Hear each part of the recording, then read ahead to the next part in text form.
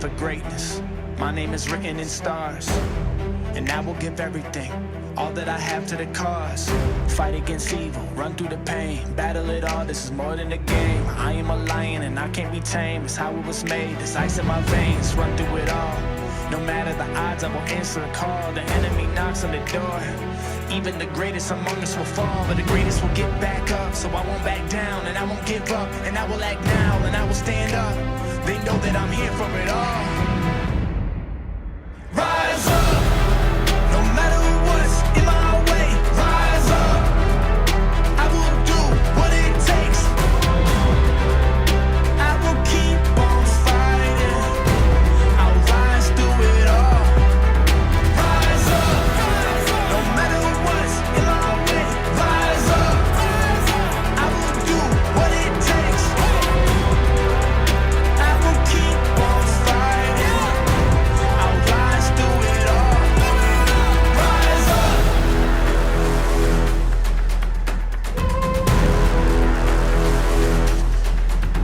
Rise up.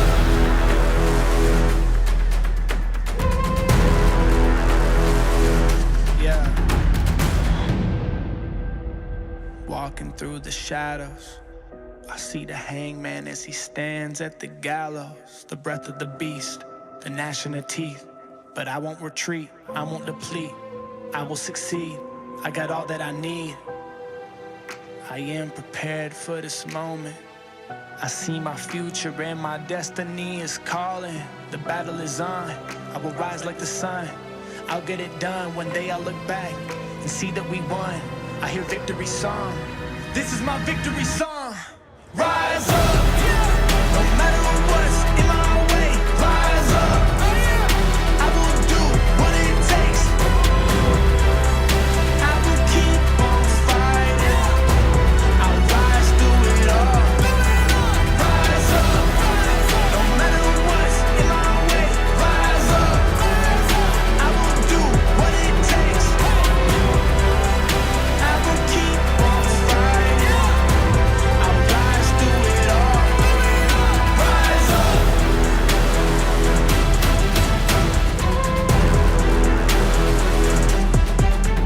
Rise up.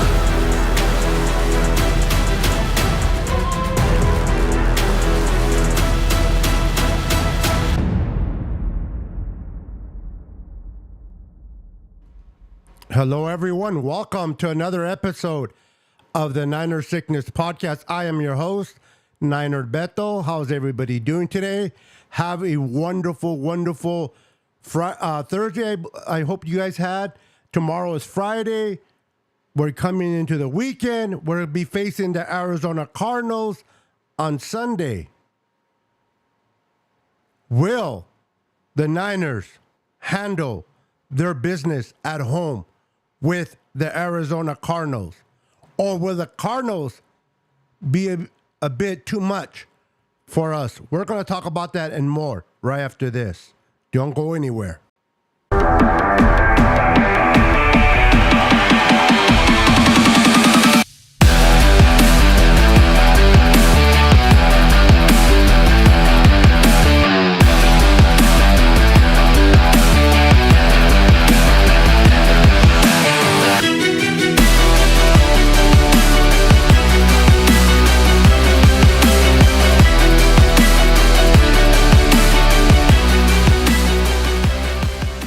All right, guys, welcome back. Welcome back to another Niner Sickness episode. You know how I like to say it. Please, before we go any further, make sure to wipe your feet before entering and smash that like button for your boy Niner Sickness. How's everybody doing? Hope everyone is having a wonderful, wonderful evening. We're going to talk 49er football. We're going to have fun. We're going to talk 49er football. Let me say hello to everybody in the house. We got Daniel Barry Sports. What's up, Daniel? We got Jimmy Perez in the house. What's up, Jimmy? We got my brother from another mother, Brian Cope, in the house. What's up, Brian? Welcome, welcome, everyone. Welcome. How's everybody doing tonight? We got, let's see who else is in here. We got Facebook user. Unfortunately, it does not show me your name. Please type in your name after your message so that I can identify you appropriately. Welcome, welcome. Damien in the house. What's up, Damien?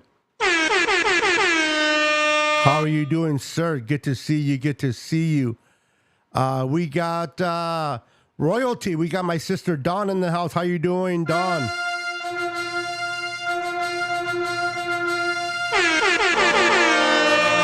Welcome, welcome, Dawn.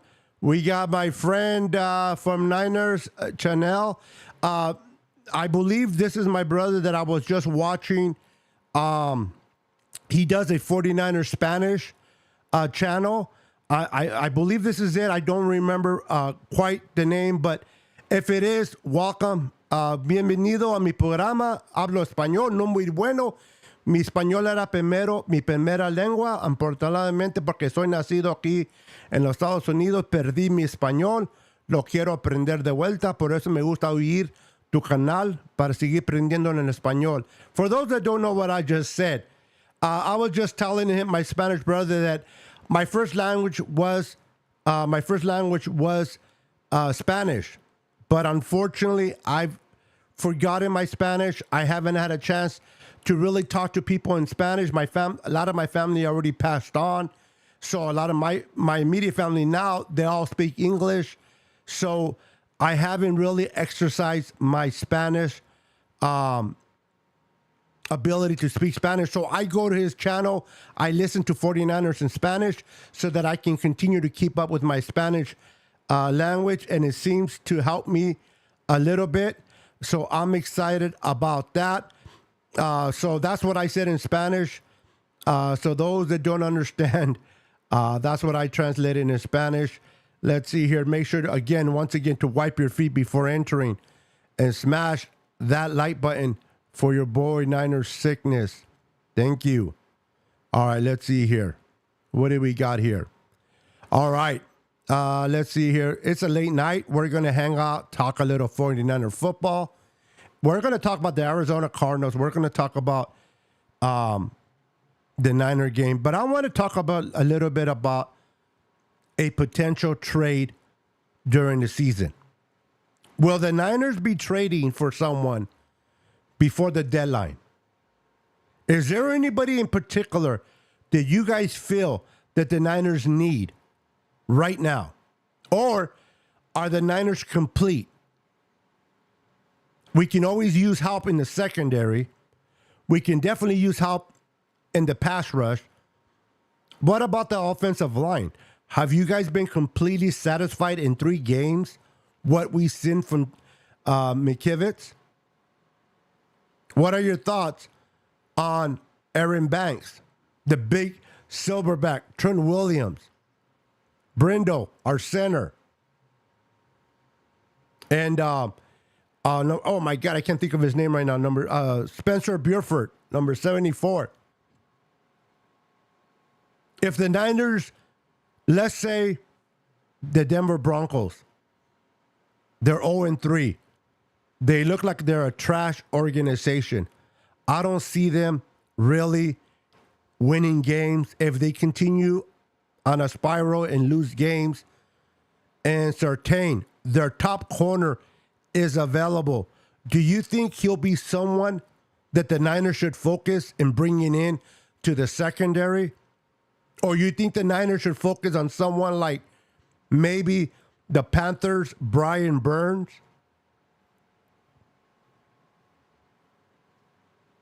The Niners went ahead and cleared a lot of contracts. Or not cleared, but restructured contracts before the season to build a good pot of space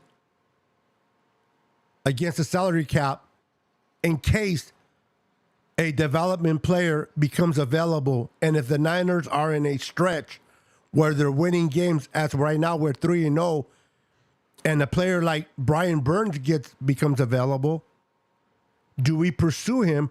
Or are you guys confident with Drake Jackson? Are you guys confident with the backups?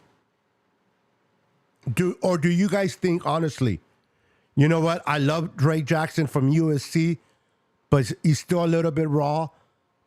We need someone with experience, someone that can compliment Nick Bosa, Javon Hargrave, and Eric Armstead?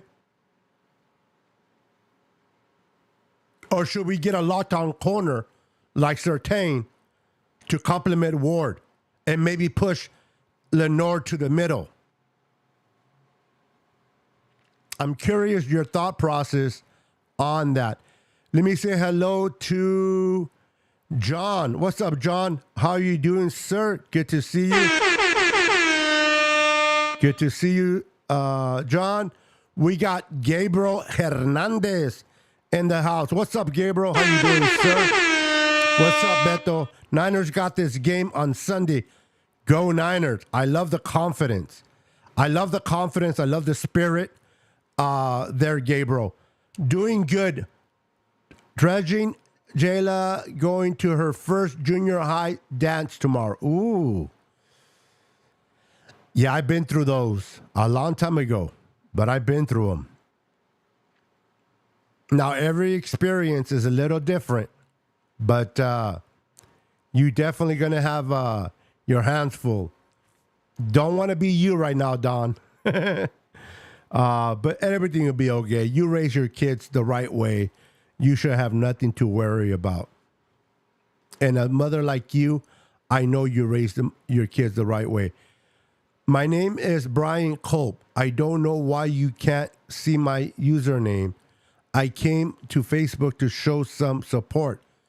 Yeah, you have to identify, you have to allow eCam to be seen on there. Hold on. You got to allow eCam to be seen. It's weird how that works, but I see that you're back on YouTube, so you're fine, my friend. What did we have here? I see my niece in here somewhere. Oh, there she is. There's my niece. How you doing, Ma Lopez? Good to see you. Good to see you. Welcome to the show. Welcome to the show. We got royalty.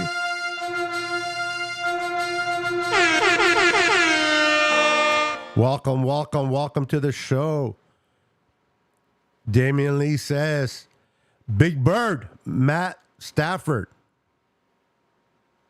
We got a muscle flexing in the house. What's up? What's up? I love it. We got Melissa, my little sister from a different mother. How you doing?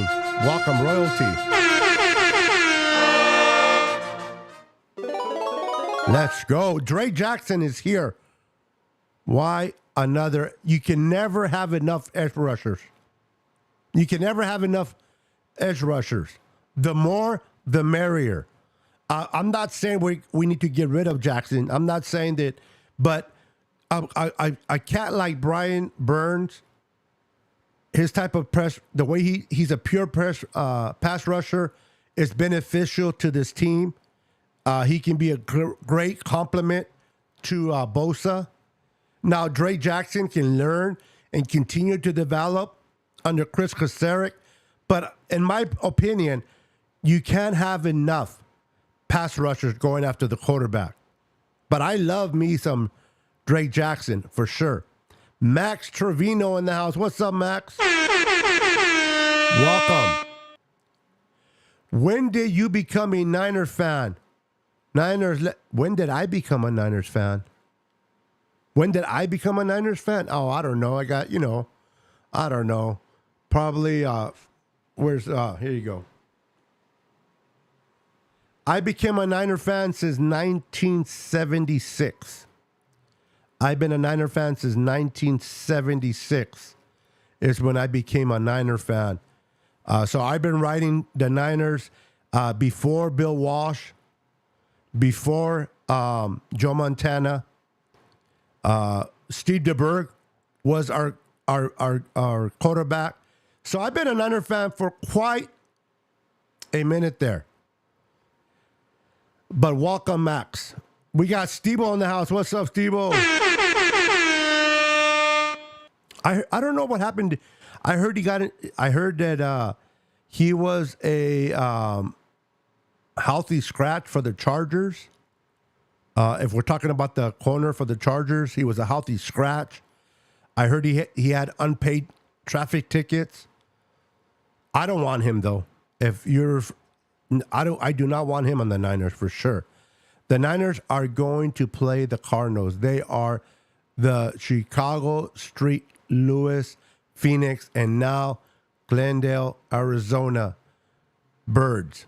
Yeah, they started in Chicago. Good memory there. Good memory. Good memory there, Mr. Bryant.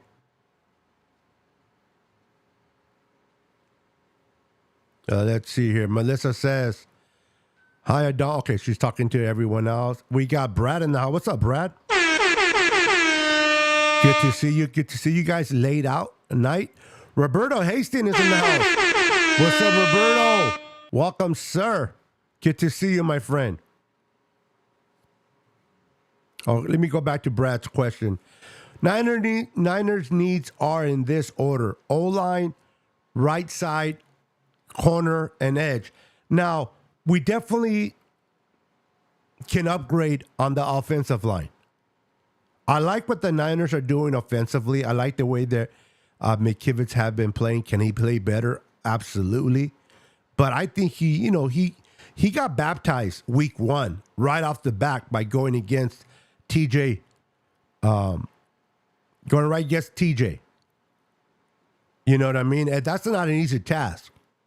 That's not an easy task to go against TJ week 1. And he had what? He gave up 3 sacks, 2 forced fumbles, 1 he lost, 1 Purdy kept. But that's a baptism, week 1. So week 2 wasn't too bad against the Rams, but then again, the Rams defense. And then against the Giants, they were pressuring every freaking time. I believe that Brock Purdy had 39 backdrops. And out of those 39 backdrops, they proceeded to blitz 34 times. That's a lot of blitzing from the Giants. So I think McKivitz is doing good. Do we need help offensively? Yes. But let's be honest. Who out there will be available for the Niners? Now, even when teams are in a fire sale and they're giving away players because they want draft picks, they want to rebuild, a lot of times you're not going to get a good tackle. You may get a good defensive end, but you're not going to get a good tackle. Teams tend to hold on to tackles in the league. So if one becomes available, who will it be? And how quickly can he learn the system? A lot of those things, but I think corner is something we can pursue, and definitely edge rusher. Like I was telling Melissa earlier, you can never have enough edge rushers in your roster.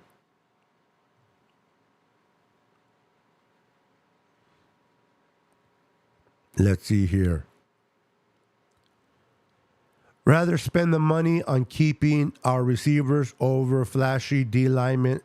Besides, corner is far more important with injuries, just my opinion. And that's a fair opinion to have, Melissa. And there's no arguing that we do need a secondary help because of injuries. But to me, the best complement to our secondary is a great pass rush. It's a great pass rush. And right now, the pass rush is working. I mean, I love the way that Steve Wilkes added Kinlaw in the mix, how he went with 5 linemen. I love the idea that he went with 5 linemen. That was awesome. It really, really was to see him go with 5 linemen and put pressure on Daniel Jones, adding Kinlaw to the mix. But the best complementary to me to a secondary is a pass rush. And again, my opinion alone, is that you can never have enough good pass rushers to rotate. The fresher you have pass rushers, the better. Just because we bring in someone like Brian Burns, it doesn't mean that Drake Jackson's not going to get playing time. He's going to get playing time. It's always nice to have fresh legs in and out of the lineup. Keep these guys fresh attacking the quarterback. You can never go with enough pass rushers, in my humble opinion. Tanisha's in the house. Royalty. Welcome, Tanisha. Welcome. Make sure to hit the like button for me. There is a bunch of you in here, but not that many likes. Please hit the likes for me. Oops, hold on. Make sure to hit the likes for your boy. I would appreciate that very, very much. Let's see here. Welcome, Tanisha. Is it true that Debo is out for the game against the Cardinals? They have not said that he's out. Usually we have to wait until Friday. You know, players practice Mondays, Wednesdays, and Fridays. If you miss on Monday or if you miss on Wednesday, it's time to be a little bit concerned. But if you miss on Friday, most likely you're going to be out. But if they can spot him practicing on Friday, tomorrow, then chances are that he'll play. The question is not to undermine Arizona, not to say that Arizona is not a good team. And we are not overlooking Arizona. At least I hope they're not. But let's keep in mind, should the Niners take a chance on re-injuring Brandon Ayuk or Debo, do you guys think that the Niners have enough players that they can afford to play the Arizona Cardinals on Sunday and beat them without Debo and Ayuk and give them a rest so they will be prepared and ready for the Dallas Cowboys? We got Ronnie Bell. We got Snead that has been doing good in practice. You can always call him up from the practice squad. You got Ray McLeod. You got Kittle. You got CMC. You got Elijah Mitchell. Do we have enough players to be able to play against Arizona, beat Arizona, but ensure that Debo or Ayuk do not get hurt further if they are truly hurt? Now, if it's just kind of like a little nick here, or they're just uncomfortable, but they can play, then hey, play them. When they play, our chances of winning just about anybody. But if, let's say, the shoulder of Brandon Ayuk is a little bit more serious than we think, should the Niners continue to protect that shoulder and not play Brandon? If that knee pain for Debo is hurting him, maybe they should give him another week to recover. I think we have enough playmakers to kind of get by Arizona and not risk any further injury to Debo or Brandon. I want to hear your comments what are your thoughts? Play them if they're ready to go, even if they're not a 100%, play them? Or are you with me that if they're not 100% and their injury, it's more than what we think that it is, that they should take part of the caution, part of it where they're like, you know what? We got to protect you guys up yourselves. We're going ahead and just sit you down. I'm curious to know your thoughts on that. Ariel has sports day tomorrow, school tomorrow, and first thing she said was, Mom, can I please wear my Niners? I told her, absolutely, sweet girl. I definitely raised the girls right. You sure did. And I know it's not just football. It's definitely in other areas that you have definitely raised your kids well.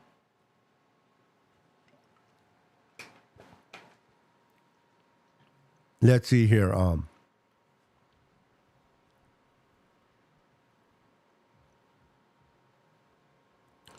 Much rather get Jeremy Chin Jr. I've been hearing his name pop up a lot. We have no depth on the O-line. Bengals just cut. Is it Collins? Collins is, this guy is not, a lot of times we get captivated by names of players that were once great. You know what I mean? Like certain names that are floated out that have played well at one point in their career, we get enamored by their names. Like, oh, this name got cut or that name is available. But are they the same type of player that they once were? And I don't think Collins is. I don't think Collins right now is better than McKivitz. I think McKivitz is a better player, already knows the system, been in the system for 3 years. I just don't know if Collins is worth getting. Now, if you want to bring him in for depth, maybe. But to start, if I'm going to bring a lineman in, it's to replace McKivitz. And I just don't think that Collins is good anymore as he was once before. And I'm not saying you personally, Brad, but I'm saying a lot of 49er fans, they get enamored with the name. They were great at one point, and there's a reason why he's on so many teams now, and there's a reason why the Bengals, who need offensive line help, cut him. Think about it. They need offensive line help, and they cut Collins. Why did they cut him? Maybe because his performance is nowhere near what it was before. So we kind of got to get out of that mentality. Just because it's a name that we liked in the past or a name that has played well in the past, how are they playing today? What have you done for me lately? The saying goes, what have you done for me lately? I am here listening to my favorite country singer and crying. Okay, who's your favorite country singer, if you do not mind sharing? We got CMC, Mason, Bell, Kittle, Willis, so freaking many. Too many to count. Absolutely. Yes, we need all. Yes, 100%. We need all of our best players for the Dallas Cowboys game. Now, I'm not saying for the Niners to overlook Arizona. The Cowboys made that mistake. The Cowboys went into the game against Arizona. We're the mighty Cowboys. We're America's team. We got Dak Prescott. Ooh. We got the best defense, which they don't. And they got exposed. And they overlooked Arizona. Now, any team that can run the ball on Dallas, any team that can keep their offense off the field and wear and tear their defense, usually has good results against the Cowboys. And Arizona might not be a great team, but they are running the ball very well. Connors is running the ball well. Joshua Jobs or Gibbs or whatever his name is running the ball well. I mean, didn't he have like a 40-yard run in the very first place against Dallas? Steve Wilkes will have this defense prepared for the Cardinals. Now, I've been asking this to everybody that I talk to on Twitter, on Facebook. Do you guys think that the NFL has disrespected the Arizona Cardinals by making them a 14-point underdogs against the San Francisco 49ers?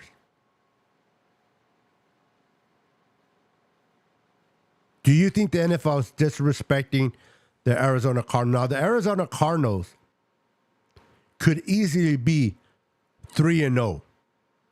Now they're 1-2, should have, could have, would have.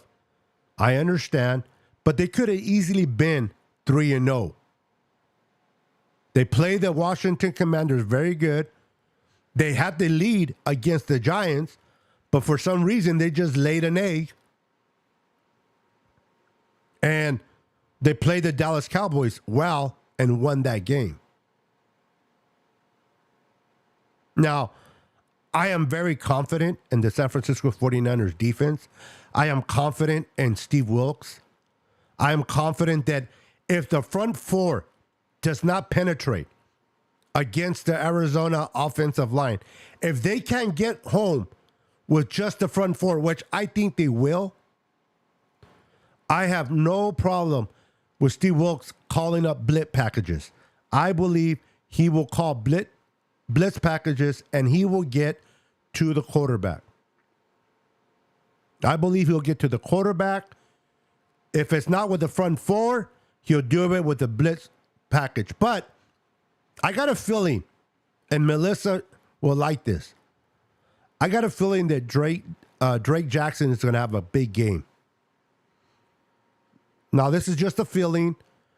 I can't tell the future. If I did, I would be rich by now buying lotto tickets. But I got a hunch and I got a feeling, a gut feeling that Drake Jackson is going to have a good day. He's going to eat. And if we can get penetration with just the front four and be able to drop back 7, that will be amazing. But if we do struggle with just the 4, I can see Steve Wilkes calling in a blitz package to kind of contain Dobbs. They got to contain Dobbs. They can't afford to let him run and bounce to the outside. He cannot bounce to the outside. We have to contain him in the pocket. That's where Hargrave and Kinlaw and Eric Armstead are going to be very vital in pushing that pocket, making them run to the outside to where Drake Jackson and Bosa's going to be. And I expect to see Drake Jackson to have a wonderful night or day against Dobbs. I'm not saying the Niners are going to overlook them, but I think the Niners are just too strong defensively. And don't forget, we're going to talk about the offense. The offense now is no slouch. We had put up 30 points. 30 points in each game. We played 3 games, and we had put up 30 points in each of those games. Will that 30 Purdy continue? Or is this the game that the Niners put 40 plus on the Cardinals? Do you guys think this is going to be a blowout? Let's be honest. Do you guys think this is going to be a blowout? Or do you think it's going to be closer than what people think? Is this going to be a blowout against the Arizona Cardinals on Sunday? Or is it going to be closer than what people think? I'm curious to know your thoughts on that. Please leave that in the comments below. I know solid O-linemen are very hard to come by, and you're right. An edge rusher would be a lot easier to go out and get. At least a worthy one. A good one. And I think if the opportunity presents itself, like how much would be too much for Brian Burns? Let's say if the Panthers, listen, let's keep it real. Bryce Young needs weapons. Bryce Young is struggling when he's healthy because he doesn't have any weapons around him. He doesn't have a supporting cast around him in Carolina.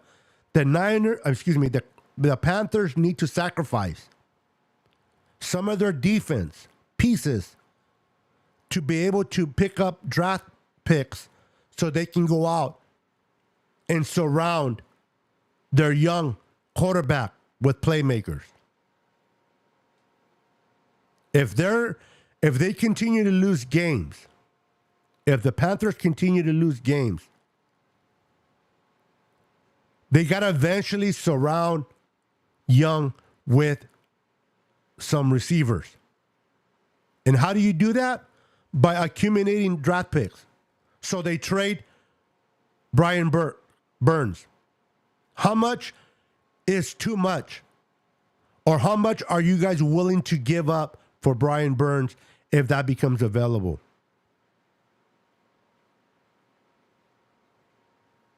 They'll probably want a 1, a 2.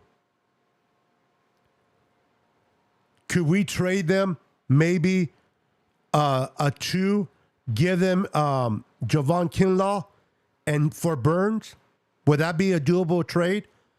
We give Carolina a 2 and a 3 and Kinlaw for Burns.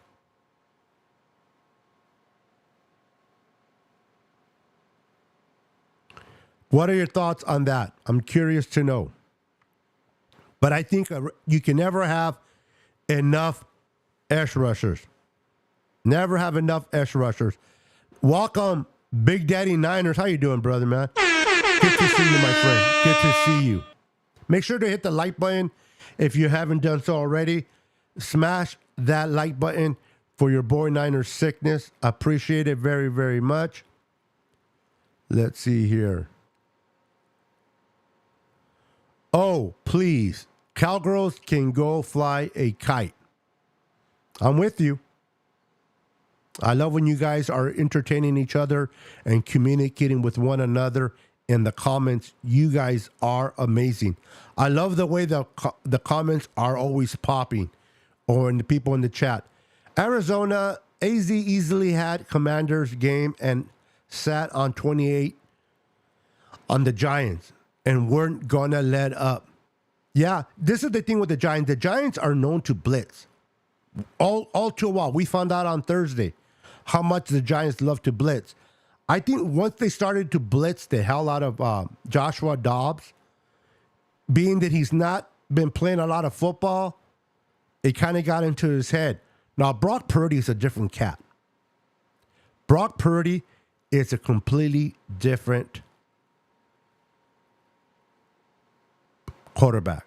This kid does not get rattled. This kid has poise. This kid is calm, cool, and collective. He doesn't let things get to him. He's laser focused. He knows how to read the defenses. I have never seen Kyle open his playbook and be so free in his play calling as he has been since Brock took over last year. Since Brock Purdy took over, Kyle, in my opinion, has found his quarterback of the future.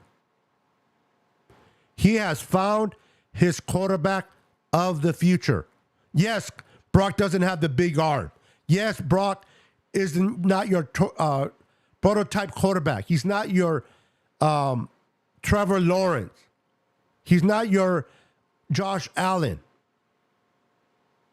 But in this system, under Kyle Shanahan, Brock Purdy is tailor-made for this offense. Now, people say, well, what happens if you put Brock Purdy on another team? I don't know what would happen, and I don't care. The fact is, Brock Purdy is not on the Cowboys. He's not on the Ravens. He's not here or there. He is on the San Francisco 49ers under Kyle Shanahan, arguably one of the best play callers in the NFL. And when Kyle gets in his bag, he is unstoppable. What slows Kyle down is the inability to do what he wants as a quarterback. Kyle was limited with Jimmy G. Yes, we won games with Jimmy. But Jimmy was a turnover machine. So Kyle had to be reserved. He wanted to try and experiment with Trey. He wanted Trey to do what Brock does and much more with his legs. Unfortunately, it didn't work out for us with Trey.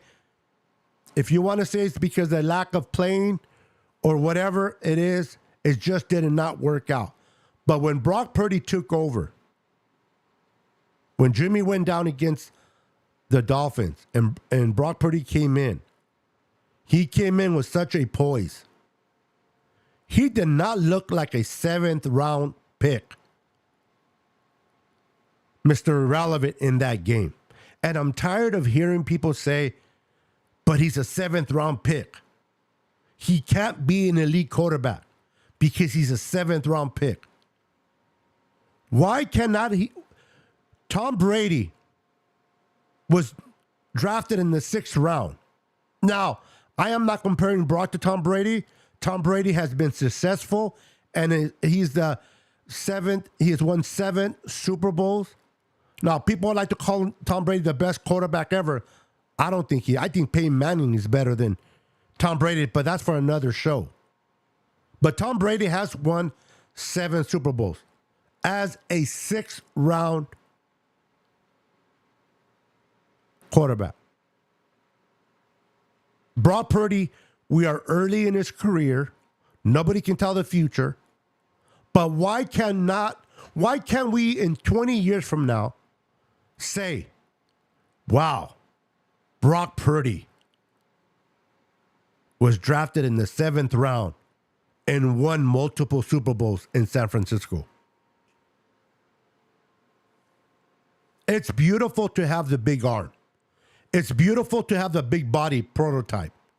But what Brock Purdy has, you cannot teach that to a player. To be calm, collective, to not let the things overwhelm him, to be able to process quickly, to be able to get the ball out of his hands quickly, to be able to see his players on the field and get the ball. Now, has he been throwing some players? Has he been off the mark? Yes. Against the Giants, some people say it should have been 3 interceptions by Brock. I only saw 2, but that's still too many. Okay. The one where Kittle had to transform from a tight end to a corner. You guys remember that play?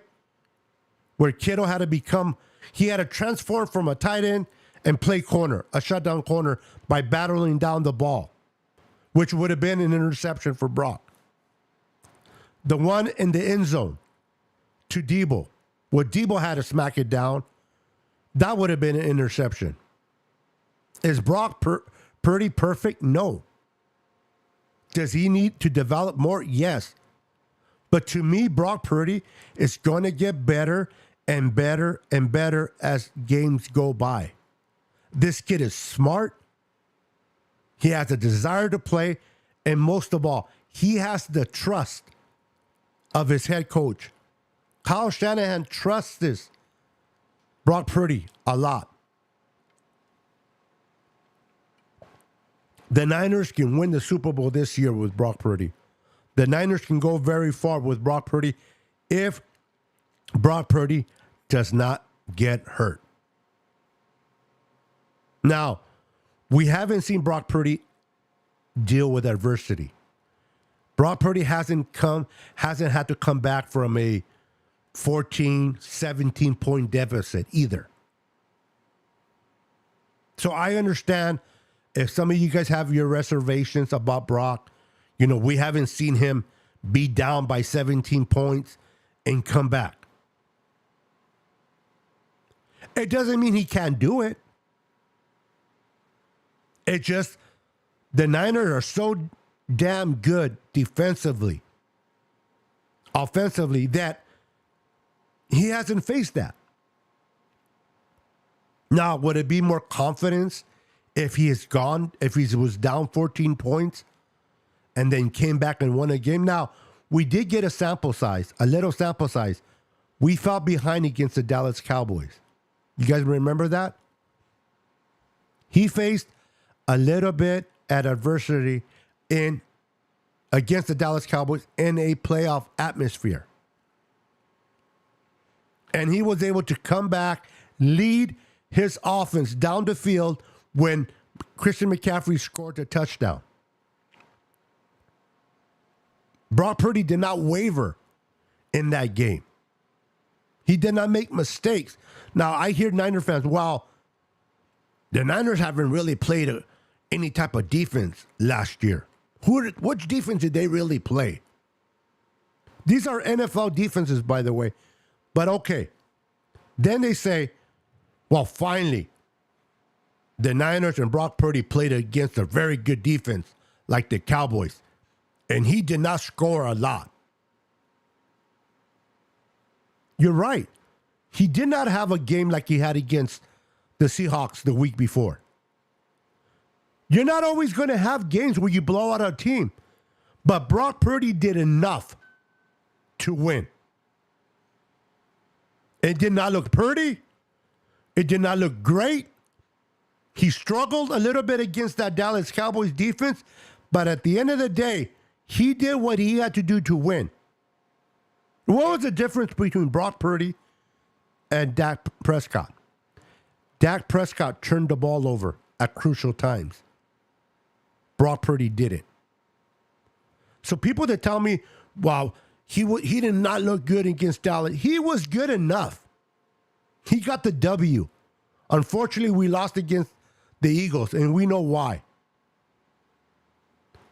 So I don't want to hear that Brock Purdy can win against a good defense. I don't want to hear that Brock Purdy can be an elite quarterback because he doesn't have the arm. He doesn't have the body type. Drew Brees did not have the arm or the body type, and he's going to be a Hall of Famer. Now, again, am I saying Brock Purdy's going to be none of these guys? No. But the potential is there. Is it time to see Brock Purdy as an elite quarterback and not so much as a 7th-round pick? Let's name the quarterbacks this year. I'm not talking about the future. I'm not talking about last year. I'm talking about this year. You got Patrick Mahomes that is playing good. You got Josh Allen that's playing good. Joe Burrows is kind of struggling a little bit. He's starting to find his chemistry with his receivers coming back from injury. Lamar Jackson hasn't looked good.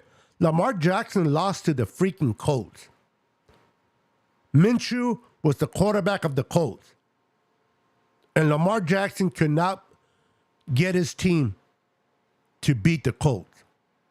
Lamar Jackson is struggling right now.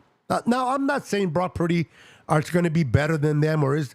All I'm saying right now this year in 3 games,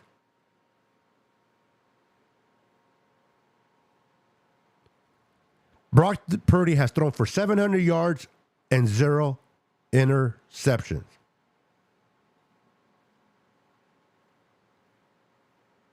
So let's name the top 10 quarterbacks right now. Who would be the top 10 quarterbacks in your opinion this year? Who are your 10 top quarterbacks this year? The way they have performed, the way they have played.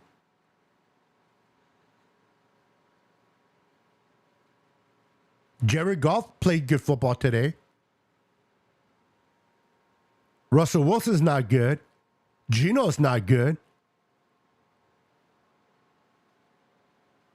Derek Carr's not playing good. Jimmy has thrown already 6 interceptions without Kyle. He's played 3 games and already thrown 6 interceptions.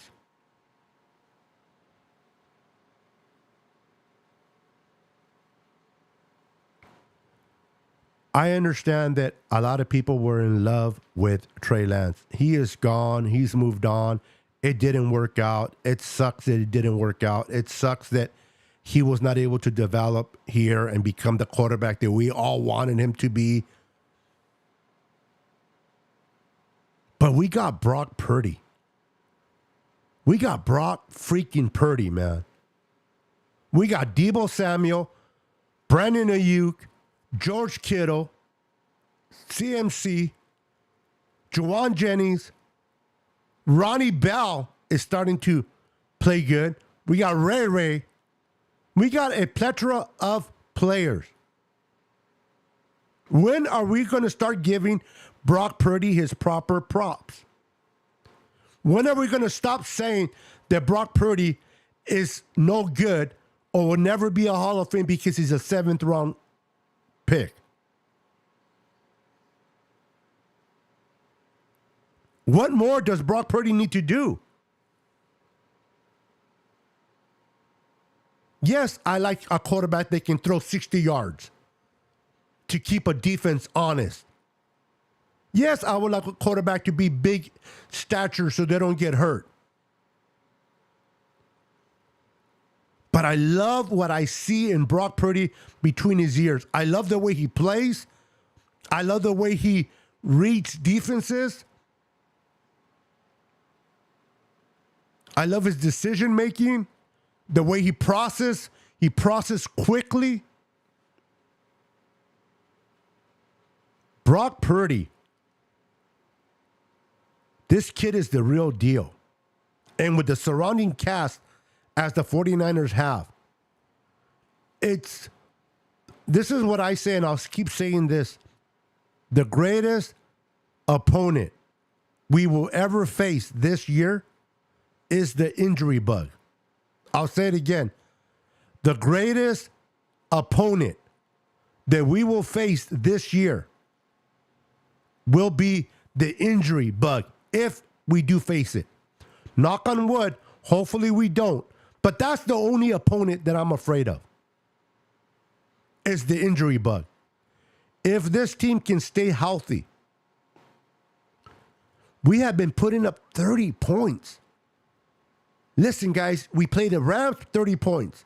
We played the Giants, 30 points. We played the Steelers, 30 points. This offense is moving the ball.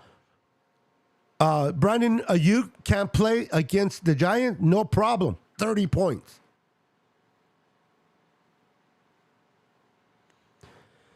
Kyle Shanahan is able to get into his bag. Why? Because he trusts and believes that Brock Purdy can do exactly what Kyle wants him to do. He's not afraid to call certain plays with Brock Purdy. You can see how much he was afraid to make certain play calls when we had Jimmy G. And particularly in 2019, when we were facing the Green Bay Packers in the NFC Championship, Jimmy was trying to give the game away. Jimmy Garoppolo was trying to give away the game. And Kyle said, screw you, Jimmy. We're taking the ball out of your hands. All you got to do is hand it off to Mostert. That's it. And the running game took over. I don't see that with Brock Purdy. Brock Purdy makes certain mistakes. He does. I'm telling you, when George Kittle had to he had to leave the tight end position and become a defensive back and hit that ball out of the way. I know Kyle didn't like that, but Kyle does not lose his confidence in Brock. What's up, Francisco Contreras? How you doing? Un Latino, my reading. Perdón, Francisco, ¿puedo hablar en español un poco? Soy mexicano, claro. Mi primer lengua era español.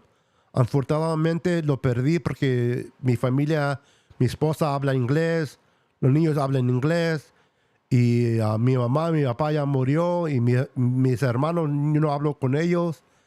Entonces empecé a perder en español, no lo hablo muy bien. No lo puedo leer o escribir, pero lo entiendo y lo hablo. Por eso me gusta oír mucho gente que habla de los 49ers en español para seguir oyendo y ojalá pueda aprender en inglés, el español otra vez. Pero bienvenido, Francisco. I'm sorry, guys, if you guys didn't understand what I was saying. I was talking to Francisco. I was telling him that Spanish was my first language, but I lost it, and I'm trying to get it back. And I listen to Spanish content creators that talk about the Niners because I love the words they use. Can I have a conversation with them? Heck no.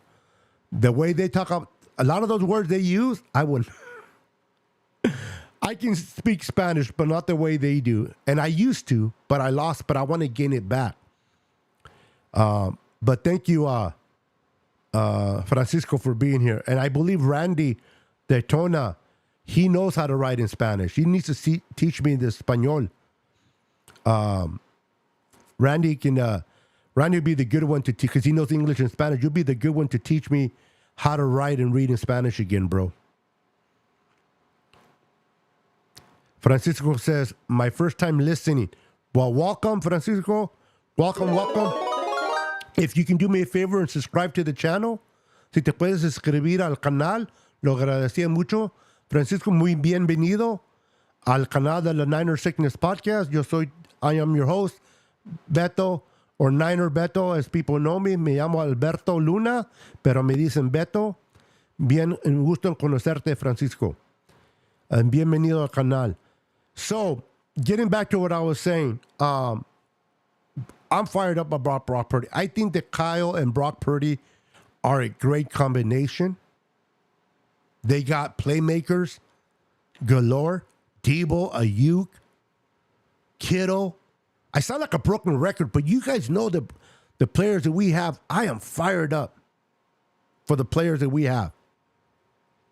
Brock Purdy in this system is tailor fit to drive this ship. Would I have loved a bigger arm for Brock Purdy? Of course. Would I love Brock Purdy to be able just to flick it and it go 40 yards? Of course. Is there going to be games that the lack of arm strength is going to hurt Brock? Yes, they will be. Maybe, and hopefully we don't have too many of those. But I got a feeling that the ugly monster is going to show its ugly head in one of the games. Hopefully it's not a playoff game. So do I wish Brock Purdy can throw long? Yes. But he is what he is, and he's good at what he does. And I'm okay with that as well. I am okay with Brock Purdy doing what he does. He is amazing. Brock Purdy is amazing. The Niners can go far, far, far with Brock Purdy. As long as they don't get injured, as long as they don't face the injury bug, this team can go as far as they want to go. I am not afraid to play in the Browns. I am not afraid to play the Cowboys. Now, can we lose to these teams? Of course. But with the roster that we have, the way that Brock Purdy is playing, the way Kyle is in his bag calling plays, no team out there scares me. But the only team that scares me is the injury bug. That's the only team that scares the living poo-poo out of me.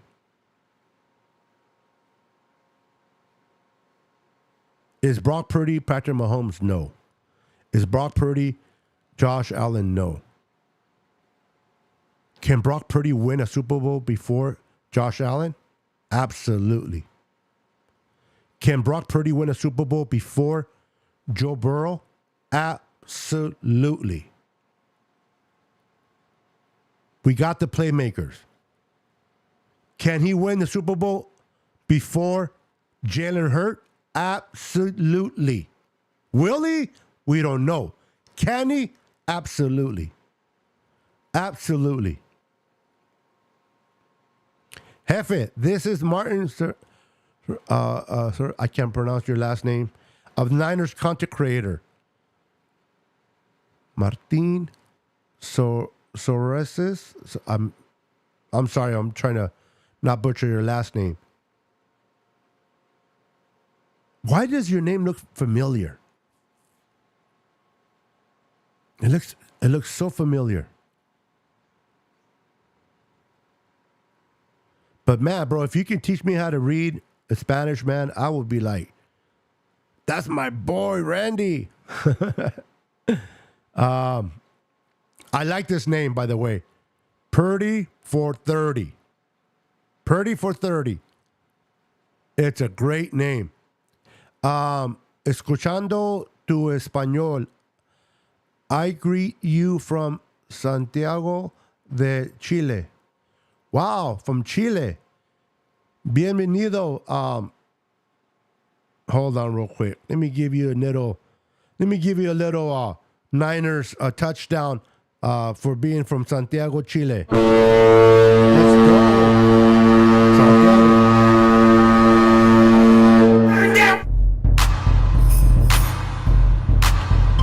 All the way from Santiago de Chile. I love it. Welcome. Bienvenido, man. I love it. I love it. Let's go. Bienvenido. Kind of want to speak more Spanish. Maybe, Randy, when you come on my show, you keep talking to me in Spanish, bro, and get it out of me.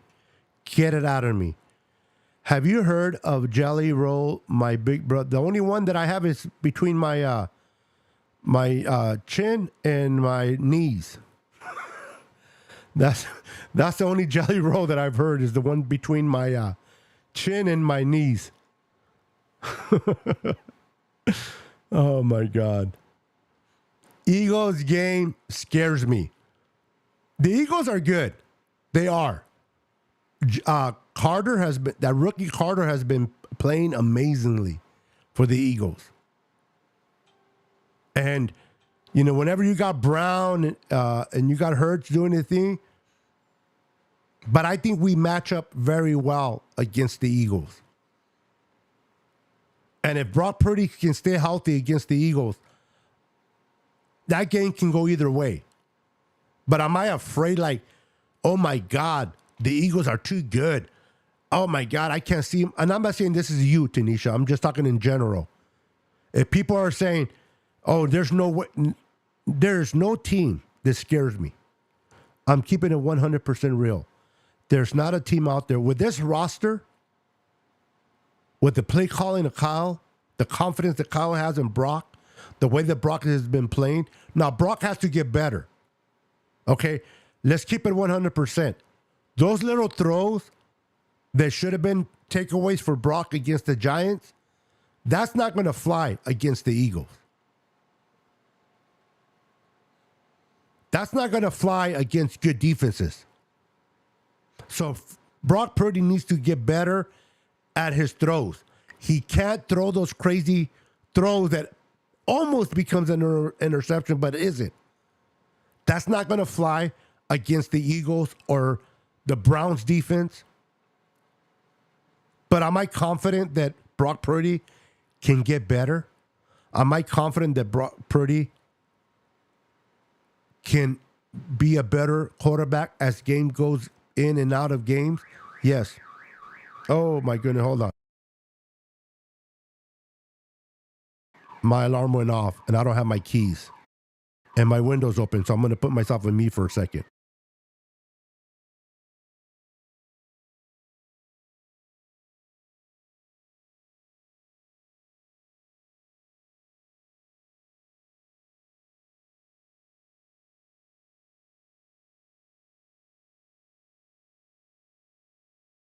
All right, it is off. Eagles won't win that game against us as long as we're all healthy. I 100% agree with you, Don. Now, it's going to be a good game, but I trust Kyle a bit more over the Eagles coordinator. And ever since that new coordinator took over, I don't know, Jalen Hurd has not looked like the Jalen Hurd of last year. So they have their little issues going on as well. What's up, Will Kennedy in the house? How you doing, sir? Says, dude, there is no team out there. And Brock is learning on the fly. Hella quick. That's what I'm talking about. There's no team out there that scares me other than the injury bug. The injury bug is the only team that scares me. And Brock is definitely learning on the fly and getting better. Getting better. And it's hard to say this, but he's getting more confident. Not that he's lacking any confidence, but he's getting more confidence. And the Niners love to play for Brock. I mean, he's a captain. His first year as a quarterback, full-time quarterback, he's a captain. This kid can ball. Is he perfect? No. Is he going to make mistakes? Yes. Hopefully very few of them, but he's going to make his mistakes. He will throw his interceptions. I don't want him to, but that's reality, right? But in 3 games, let's see, in 3 games, Jimmy Garoppolo has thrown already 6. In 3 games, Brock Purdy has thrown 0. So, I trust Brock. I love Brock. I always liked Brock. Listen, I'm a huge fan of Trey Lance. I bought his jersey. I support him. I wanted him to be drafted to the Niners. I was fired up for Trey Lance. The potential was there. Let's go. But when I saw Brock Purdy play, when Brock Purdy came in and took over for Jimmy against the Dolphins, and the way he played the rest of that year and in the playoffs, I couldn't go back to Trey Lance. I couldn't. Maybe Trey Lance would be the better quarterback in the future. But what I saw, and I love Trey, but when I saw what I saw from Brock Purdy, I could not turn my back on him. I couldn't. And people that know me, I started right away cheering for Brock. It doesn't mean that I hate Trey. It doesn't mean that I like to trade to Dallas either, especially Dallas. Dallas, you suck. But it is what it is. That's where he wanted to go. I don't think he wanted to go to Dallas. I think he just wanted to leave the Niners.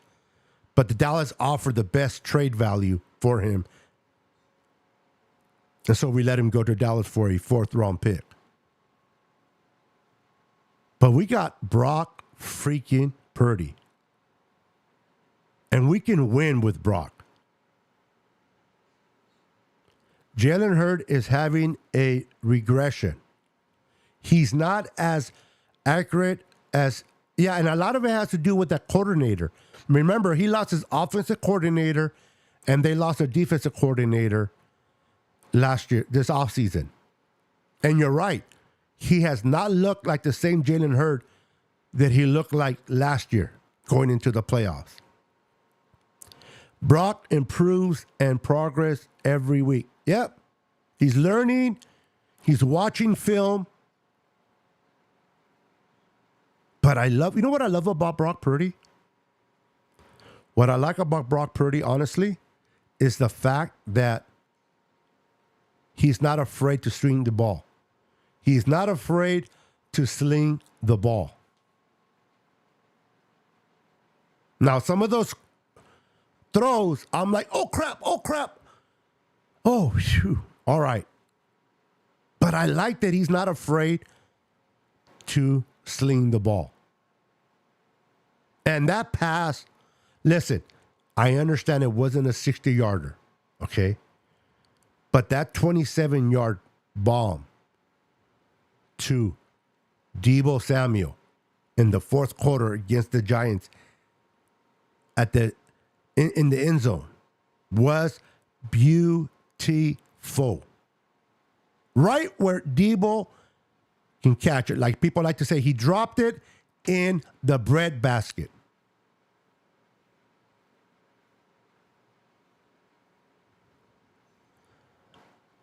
It wasn't a 30, 40, 50 yarder, but it was enough to get the job done.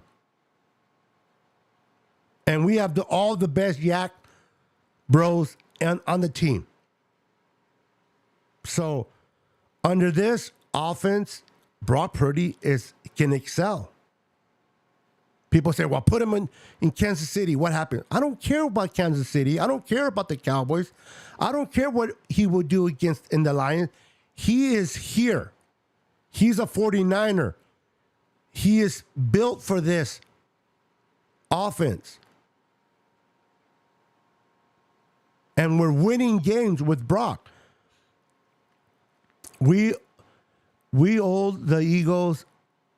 We owed the Eagles a butt. Okay, I think you meant to say we owe the Eagles a whipping. They better be scared of us, cause we coming for blood. We owe them for the last year.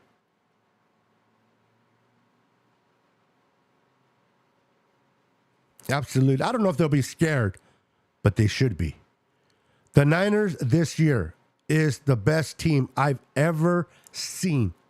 And I am 42 years old. Wow. I don't know if I can agree with that.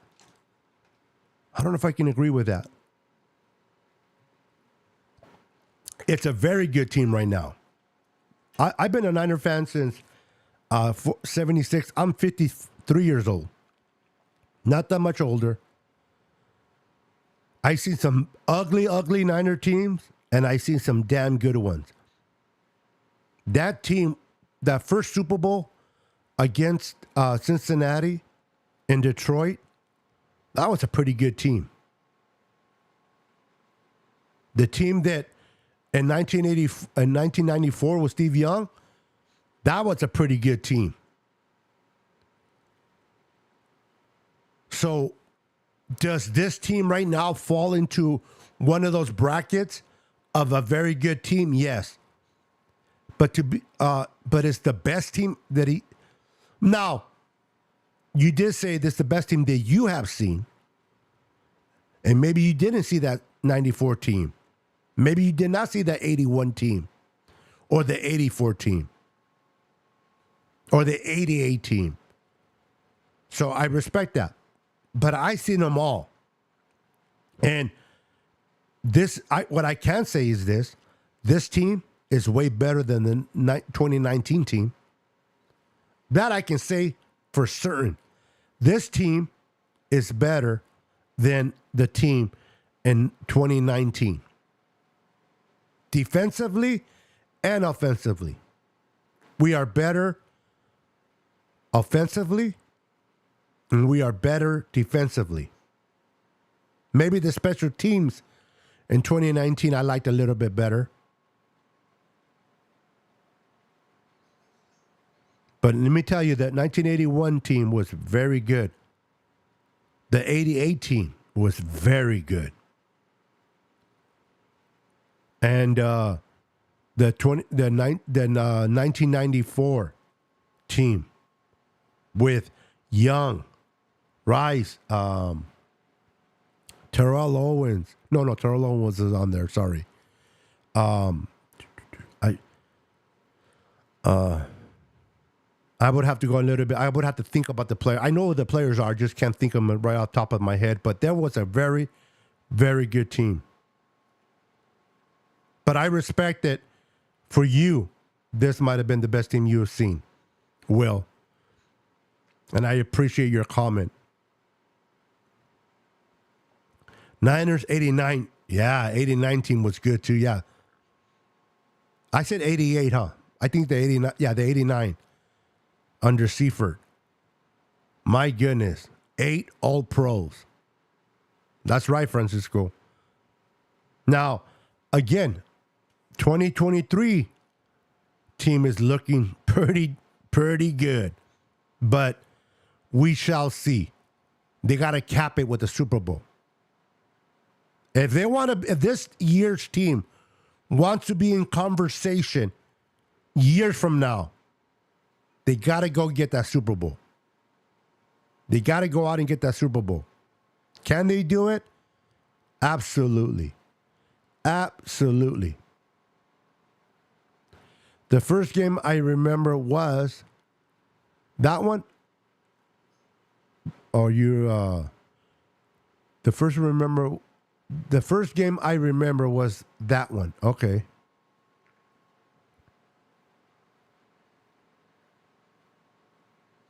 This team, we can go so far.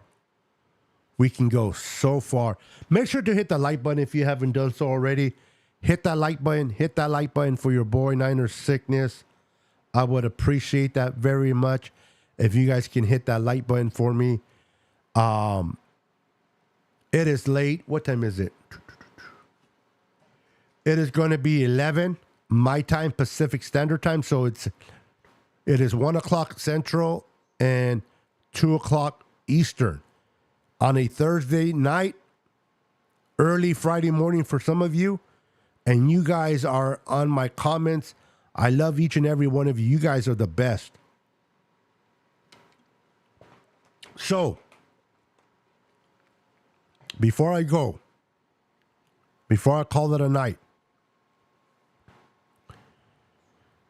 the Niners have a lot of money available this year if they need to go and be buyers. If there's a team a couple weeks from now that become sellers, like the Carolina Panthers, let's say like Carolina Panthers, they lose games and games and games. They know they need to build around their young quarterback, Bryce Young.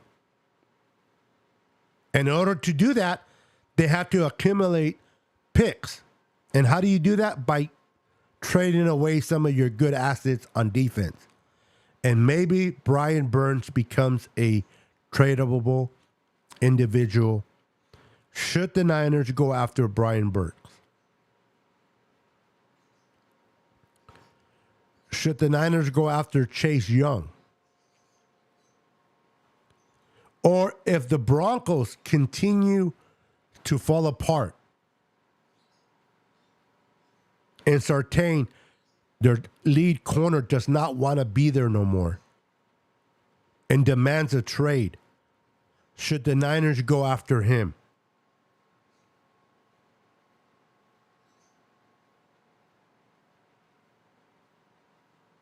Now, I still believe it's early. We're barely going into week 4. Maybe in week 6, week 7. Now, I'm trying to think, when is it? I'm trying to think. I can't remember right now exactly when the trade deadline is over. I think it's in November, right? Let me know if you guys can. If you don't know either, that's okay. I'll look it up later. But I believe that the trade deadline is somewhere in November.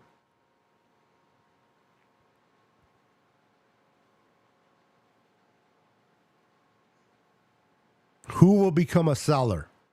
And what are they selling? And will the Niners be a buyer?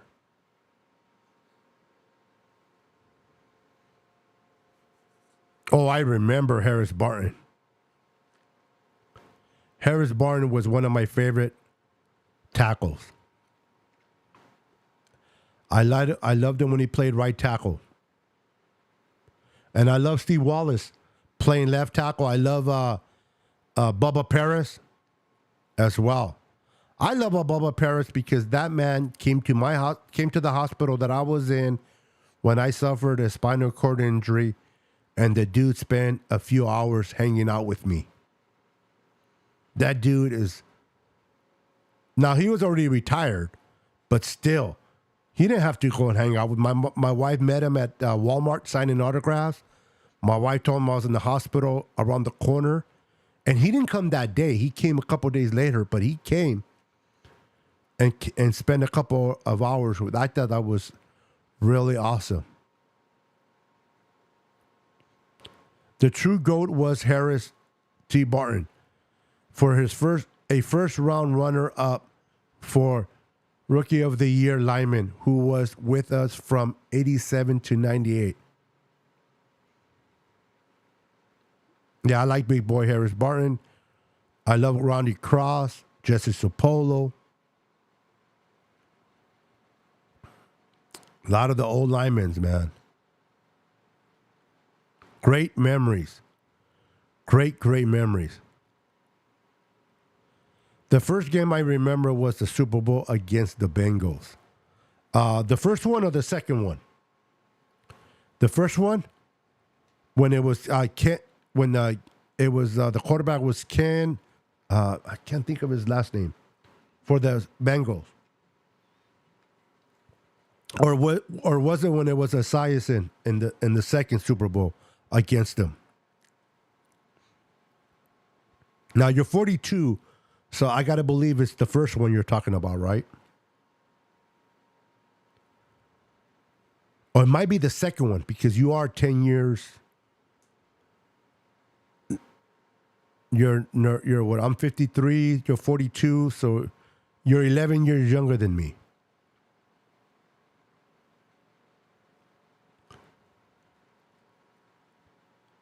'83 to '90 Bubba years. Yeah, I love me some Bubba. Bubba with the double. No, Steve Wallace was with the double helmet. You know how in practices today for players they use that double helmet. Do you guys remember Steve Wallace with the double helmet? That boy can get concussed looking at himself in the damn mirror. And he used to wear the double helmet. What's up, Corey Davis? Welcome, sir. Welcome to the late night show with the Niner Sickness. Here, all the way, live, all the way from the Bay Area. I had a party and got Domino's for that. I had a party and I got Domino's for that Super Bowl. Okay. Domino's, huh? I'm not a big Domino's fan. Lockdown. We need a lockdown corner. You guys have been awesome, man. You guys are awesome. My first game, Super Bowl against Miami, here in Palo Alto. That day, I swore internal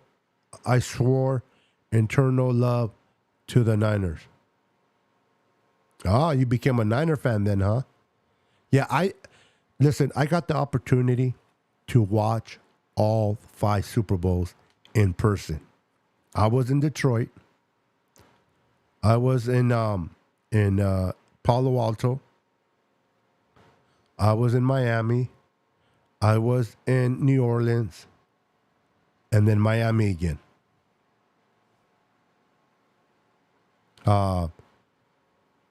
Great memories of being on all 5 Super Bowls.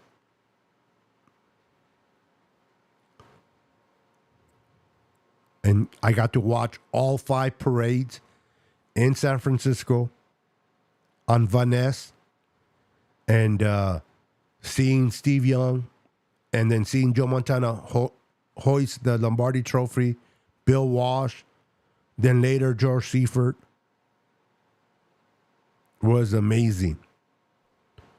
I wish the Niners would have won it in 2012 for you young cats. I wish the Niners would have won it in 2019 so that you guys can get the feeling of being a champion. But it's coming. It is coming. Listen, I know we've been to 3 NFC championship games and we've been to 1 Super Bowl, but we haven't won the Super Bowl. Listen, it is coming. The Super Bowl win is coming. And when it comes, get ready to enjoy yourself. As long as you are relevant, as long as you are competitive, as long as you have a good roster, the chances is going to present itself to a chance to go to the Super Bowl. People don't realize to win a Super Bowl, not only do you need a great roster, great coaches, talent, you also need luck. Lots and lots of luck. People are like, if the Niners don't win a Super Bowl, fire Kyle. Kyle's not a good head coach because he hasn't won a Super Bowl. With all due respect to those that believe that way, that is so unfair. Marv Levy is a Hall of Fame coach for the Buffalo Bills and never won a Super Bowl.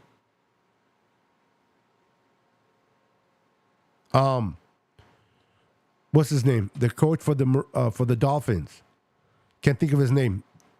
Oh, I think he did win a Super Bowl. I don't know if he won one. I know he didn't win it with Dan Marino because we took care of that. But my point is, you can be a great head coach and not win a Super Bowl. But it doesn't mean Now, it's beautiful when you win a Super Bowl and you add that to your resume. But to me, a Super Bowl win does not define a great head coach. It makes him better. Are you competitive each and every year? Do you involve each and every year?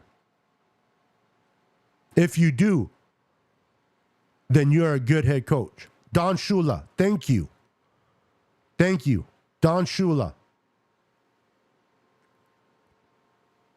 So, do you want to win a Super Bowl? Absolutely. Can Kyle win it? Absolutely. Andy Reid went years without winning a Super Bowl with Philadelphia and then moving over to Kansas City. And nobody can tell me prior to the Super Bowls that Andy Reid was not one heck of a coach. Now, he has cemented himself in the Hall of Fame with those 2 Super Bowls. For sure. I think he would have made it even if he didn't win one. My point being, Andy Reid finally found his quarterback in Patrick Mahomes and already has 2 Super Bowls. I believe that Kyle Shanahan finally found his quarterback that he can win not one, but multiple Super Bowls with, in Brock Purdy. Now, some tough decisions will be made in the near future. Contracts are getting steeper. The Bosa contract, but Parag Mate knows how to work those contracts.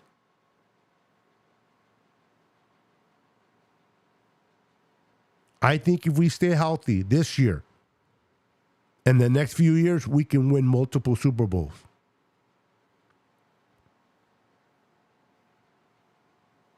Right now, the NFC and the AFC is, coming into this season, right? Coming into this season, the talk during the offseason was how dominant was the AFC. Well, the NFC is not going to be that good. Maybe the Eagles and Niners, probably the Cowboys.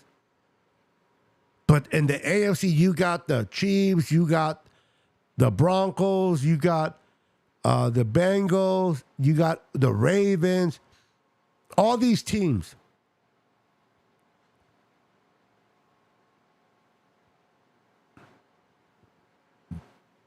And right now, other than Miami,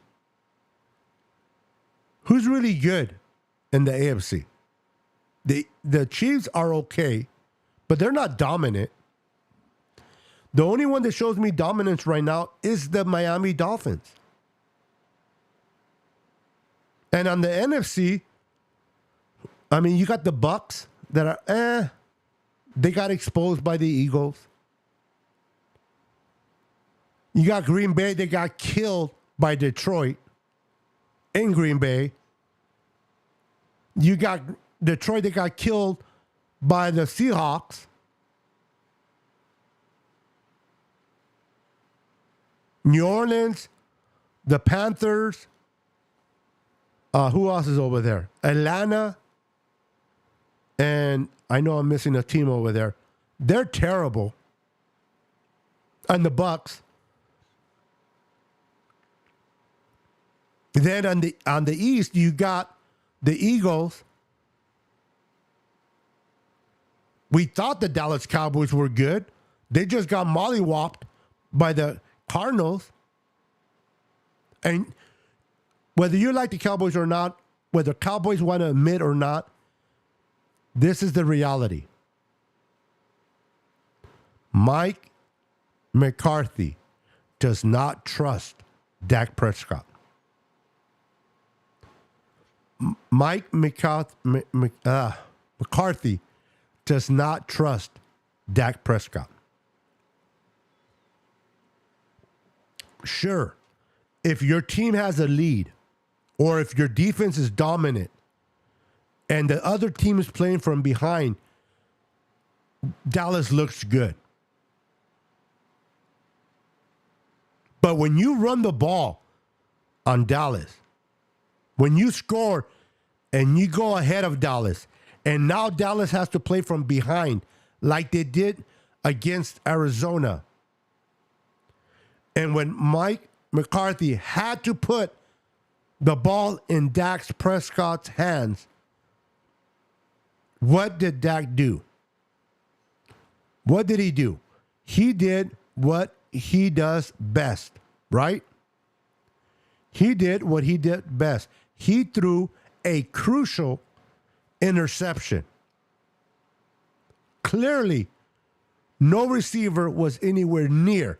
It was nothing but Arizona guys there. Who was Dak Prescott throwing to? There's no trust in Dak. The Commanders, they're a hot mess. And the Eagles, they are 3-0, but that offense has not looked good this year. Their defense is still mighty. But the Niners' defense is good, great, and their offense is putting 30 points per game. The Niners are putting up 30 points per game.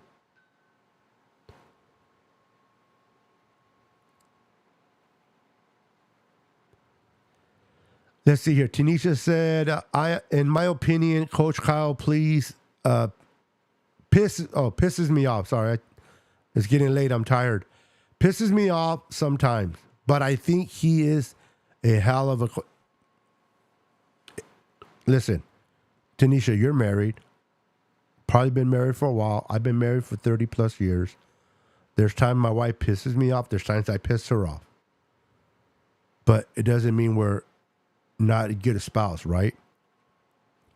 Kyle is going to make his mistakes, just like we do in our marriages. But Kyle learns from his mistakes. He's going to piss people off because Kyle tends to be an ego maniac. He does tend to allow his ego get the best of Kyle at times. But I've seen Kyle learn. I've seen Kyle grow. Since 2017 to 2023, Kyle has grown a lot. He's made better adjustments. So I am confident that Kyle is or has learned a lot through his years as a head coach here in San Francisco, and that will pay dividends going forward. Let's not talk about the Cowboys. It makes me allergic. The Cowboys are cochinos. Anyway, guys, it is 11 o'clock my time. I know it's late on your time.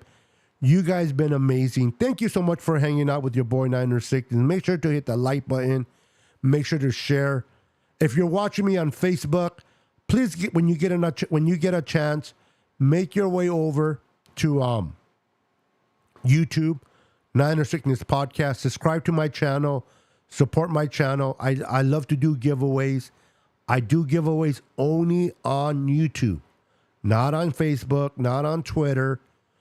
Not on Instagram. On YouTube. So make sure you are subscribed to my channel. Hit the notification bell for future notifications when I go live. And you guys have a wonderful, wonderful night. Thank you for hanging out with me on a Thursday night. Have a blessed night. Remember, be respectful to one another. Let's help one another and always remain faithful. I'm out of here. Thank you so much for everything. Good night and God bless. And go Niners, baby. Let's go. 10, 9, 8, 7, 6, 5, 4, 3, 2,